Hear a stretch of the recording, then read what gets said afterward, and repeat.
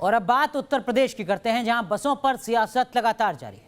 कल शुरू हुए इस सियासी घमासान में कांग्रेस घिरती नजर आ रही है, लेकिन कांग्रेस का दावा है कि उसकी बसों को सरकार जानबूझकर इजाजत नहीं दे रही। उधर बीजेपी कांग्रेस की लड़ाई में मजदूर पिस रहे हैं, वो फंसे पड़े हैं और दोनों दल तू मैं कर रहे हैं। तो आपको बता दें कि ये 16 मई से लगातार सियासी घमासान चल रहा है उत्तर प्रदेश में।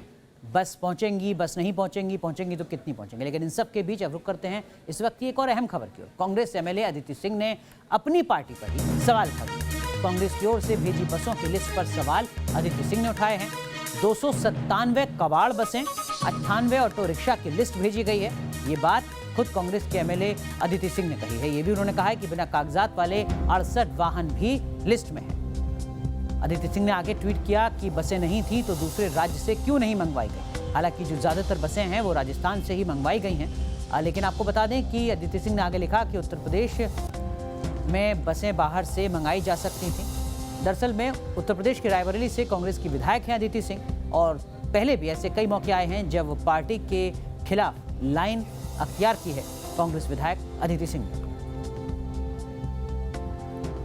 चलिए रुक करते हैं इस वक्त की एक और बड़ी खबर की ओर। आपको बता दें कि ये खबर दिल्ली से आ रही है, डीएनडी से, जहां पर कांग्रेस कह रही है कि उसकी 200 बसें नोएडा जाने के लिए तैयार हैं, लेकिन नोएडा प्रशासन ने अभी तक इसकी अनुमति नहीं दी है। दिल्ली कांग्रेस अध्यक्ष अनिल चौधरी ने यूपी सरकार पर राजनीति करने का आरोप लगाया। तो आपको बता दें कि कल 1000 बसों की जो लिस्ट है वो सौंपी गई थी, जिसमें फर्जीवाड़े को लेकर सवाल खड़े हुए, लेकिन अब 200 बसेस दिल्ली नोएडा बॉर्डर पर इंतजार कर रही हैं। हमारे साथ हमारी सहयोगी हर्षा चंदवानी जुड़ चुकी हैं इस बड़ी खबर पर।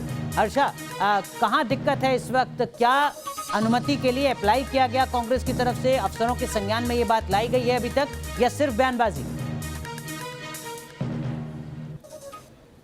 देखिए अनुराग, मैं आपको बताऊं तो सिचुएशन ये है कि डीएनडी पे ऑलमोस्ट 200 के अराउंड कांग्रेस द्वारा जो बसें नोएडा को देनी थी 500, उसमें से 200-250 बसें अभी यहाँ मौजूद हैं।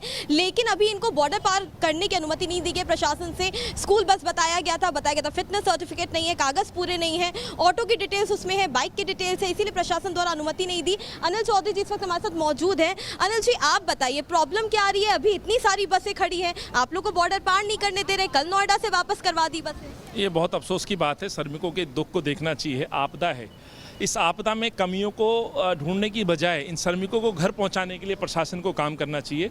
प्रियंका जी ने वादे के अनुसार योगी साहब को बसों की सूची दी है, वो उसमें कमियां निकाल रहे हैं। चलो हो सकता है कुछ आपको ऐसे नंबर्स दिखें, आप हटाइए, बाकी बसेस को भेजिए। अब आप नई कंडीशन की स्कूल की बस हैं, बसों में क्या बच्चे नहीं बैठते हैं? क्या वैसी की सवारी नहीं बैठ सकती?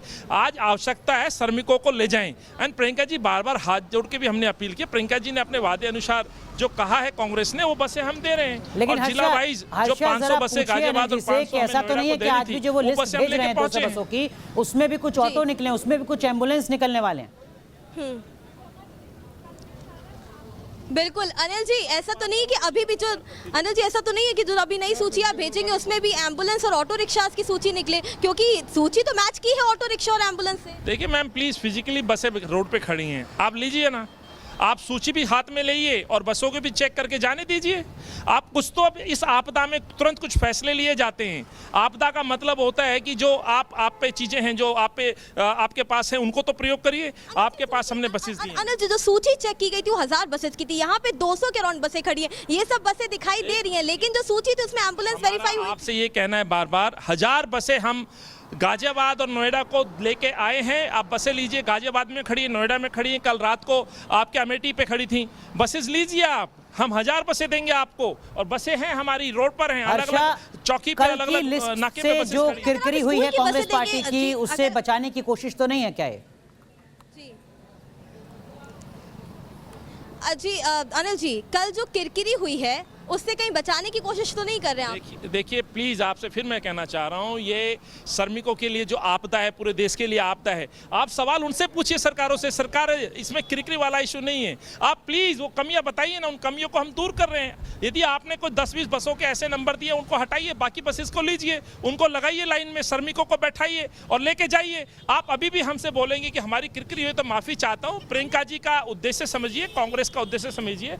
आप हम पे FIR लगा रहे हैं। जी हर्षा, अच्छा। वक्त FIR लगाने का नहीं है, ये वक्त है श्रमिकों को घर भेजने का। सबसे बड़ी लड़ाई ये होनी चाहिए। जी अनुराग, तो अनुराग देखिए मैं आपको दोनों ही साइड दिखा देती हूँ। डीएनडी के दोनों ही तरफ जो है भारी संख्या में बसेस यहाँ पे खड़ी हुई हैं। 200-250 के अराउंड बसेस है, लेकिन कम्युनिकेशन जिस तरह से नोएडा प्रशासन से होना चाहिए कांग्रेसियों का, उस तरह से नोएडा प्रशासन से कम्युनिकेशन नहीं हो पा रहा है। मनीष तिवारी खुद यहाँ पर पहुंच चुके हैं अब यूपी बॉर्डर पे, क्योंकि कम्युनिकेशन का प्रॉब्लम है, कम्युनिकेशन कार्ड है। इसीलिए अब कोशिश करें कि यहाँ पे जो पुलिस प्रशासन के आला अधिकारी खड़े हैं उनसे बात करने की कोशिश करें, लेकिन फिलहाल सिचुएशन यही है कि इनको नोएडा पार करने नहीं दिया जाएगा जब तक ऑनलाइन एक एक बस का जो कागज है वो पूरा कंप्लीट नहीं देखा जाएगा। चलिए, लेकिन मौजूदा स्थिति में बहुत कम ऐसा लगता है कि सियासत के ऊपर संवाद नजर आएगा, क्योंकि राजनीति दोनों तरफ से लगातार गर्मा रही है। बहुत बहुत शुक्रिया हर्षा चंदवानी आपका जुड़ने के लिए।